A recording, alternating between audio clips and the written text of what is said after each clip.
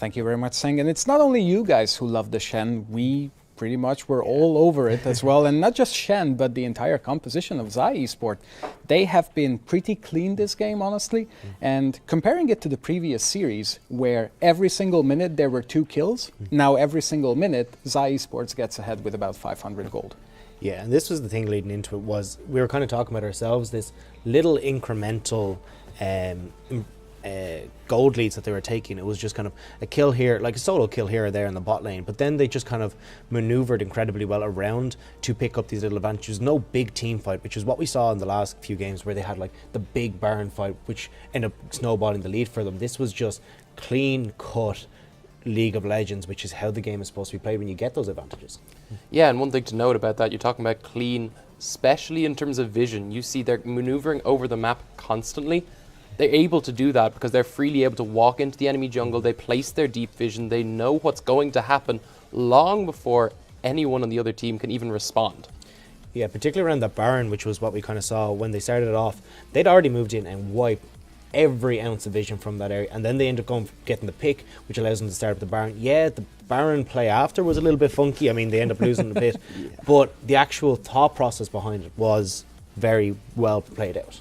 And if you take a look at every single lane and the matchups, Shen was winning against the Gragas throughout the entire game. The same can be said about Syndra, and the bot lane matchup as well was going heavily in favor of Zai Esports. And no matter which lane they rotated into, the only option that Veni Vidi Vici had was to try and match the same people split pushing with the exact same characters that have already been losing to them in laning phase. Except for the time they decided to respond to Cinder with Ashe, which was a little unusual and didn't work out in their favor because, as Henning mentioned during the cast, you needed the wave clear to join the other 4 members. But we're actually going to have a quick look at the replay here. Yeah, just speaking of not working in their favour, we see this gank that's going to come in from Maxilol, and it ends up being thwarted very well by these guys. They end up getting the Ashe Arrow into the Rengar to shut him down, which keeps Mystic Hole alive. But this is where you kind of got to go, okay, let's back away from this. We've stopped it, let's just back up. This is going to be it.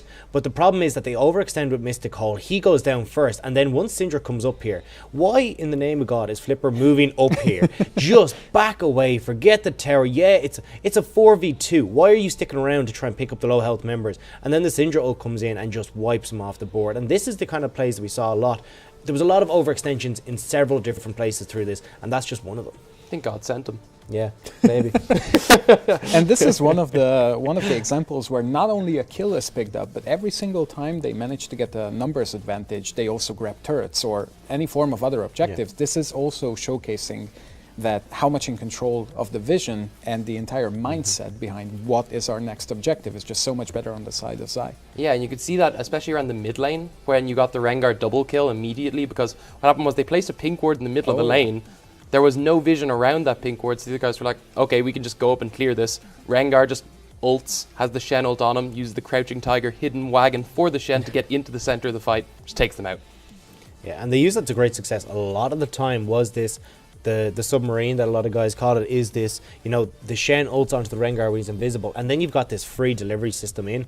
And when you get to that, yes, you had the Gragas cast that was coming through, but that didn't matter because at that stage you've already deleted Ashe off the field because you got the Syndra damage coming through as well. All you needed was to just keep Ashe there for just a moment so that then that could follow through with the Syndra.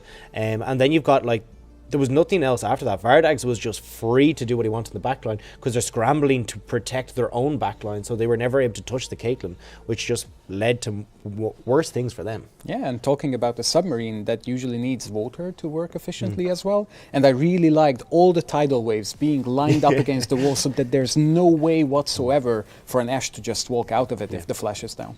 Yeah, you actually saw that constantly. Anytime the Rengar was going through, you did actually see him almost go under the water because the tidal waves were thrown straight in the line along it. So really good predictions from Nami as well, cutting off any lines of escape. Yeah, plus the speed up, the move speed as well is super nice because you basically get it the entire way through along with the wave. So not only do you have a cat coming at you, you got a very fast kitty cat coming your direction, which just kind of was just a big problem in this game.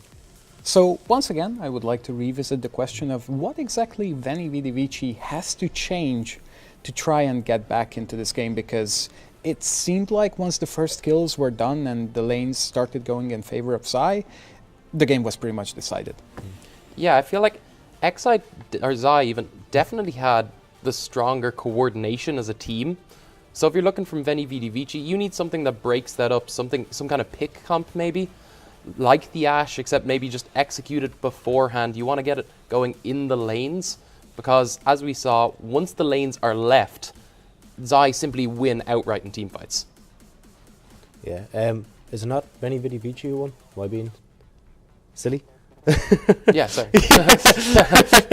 Whichever, yeah. But yeah, I think Zai, they really do need to try and turn around the laning phase. You saw the Nami was played to a lot of effect in the bot lane. Those bubbles were consistently landing on multiple members, which is not an easy thing to do, because of course you've got that delay on it, so there's no reason for these members to get caught. But it was always happening again and again. So I think they really need to, pick a stronger laning phase, because the Nami is just working so well into the poke that they're doing, and they can't really get any advantage there. And as well, I think they just need to try and get rid of this Rengar. I mean, Maxilal, you know he's going to pick that champion if it's open. He's picked it consistently and posted massive scores every time he does. So I don't understand why you left that open. Maybe you thought you could deal with this, but definitely don't leave the Shen open if you're going to leave that open.